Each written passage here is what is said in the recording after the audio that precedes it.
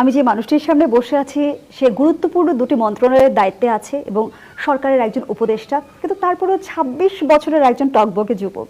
সেই জায়গা থেকে আমি যদি জানতে চাই, প্রেম ভালোবাসা নিয়ে আপনার মূল্যায়নটা আসলে কি? বিশ্ববিদ্যালয়ে যখন ছিলাম স্বাভাবিকভাবে আমাদের বন্ধুদের অনেকেই হয়তো বিভিন্ন ধরনের সম্পর্কের সাথে জড়িত ছিল, কিন্তু আমাদের জার্নিটা একটু ডিফারেন্ট।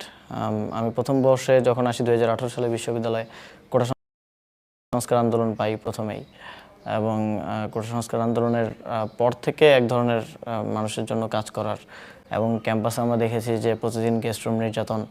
আমারই কোনো বন্ধু হয়তো গেস্টরুম নির্যাতনের শিকার হচ্ছে। আমি নিজে যখন ছিলাম তখনও এক ধরনের প্রতিদিন রাতেই গেস্টরুম থেকে বের করে ঢাকায় ঘুরতে বলা হতো, কিংবা ঘুমাতে পারতাম না। এই জায়গাগুলো থেকেই মূলত মনে হয়েছে যে আমাদের কিছু করার সুযোগ আছে, কিছু করার প্রয়োজন আছে। সেই জায়গা থেকে বেশিরভাগ সময়টাই গেছে স্টুডেন্ট অ্যাক্টিভিজম সাথে, এবং যেটা সে সময়ের প্র্যাকটিস ছিল যে আমাদের বন্ধুদেরও কেউ যদি বিসিএসের প্রিপারেশন নিচ্ছে কিংবা চাকরি বাকরি করবে, সেও আমাদের সাথে মিশতে আসলে অতটা, মানে পাবলিকলি মিশতে কমফোর্ট ফিল করতো না। কারণ আমার সাথে যদি তাকে গোয়েন্দা সংস্থার লোকজন দেখে কিংবা ছাত্রলীগের লোকজন দেখে, তার একটা ব্যাড রিপোর্ট যাবে, তার চাকরিটা হবে না। আমার নামে 4টা মামলা ছিল সরকারের আসার আগে, এবং দুইটা মামলায় হচ্ছে 35 দিনের মতো জেলেও ছিলাম।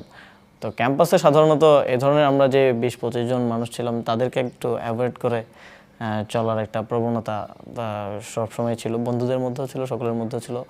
এছাড়াও আমাদেরও একটা দেখা গেছে এই ধরনের কার্যক্রমে বেশি সবসময় মাথায় থাকতো যে আজকে একজন নির্যাতনের শিকার হলো, আজকে দেশে এটা ঘটলো, এটা নিয়ে কি করা যায়, কিভাবে প্রতিবাদ করা যায়।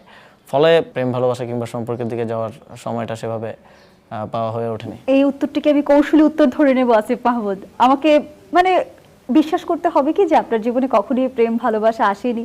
অনেক সময় সুযোগ সৃষ্টি হয়েছে, কিন্তু আলটিমেটলি হয়ে ওঠেনি, কিংবা হতে হয়নি হয়তো, এরকম।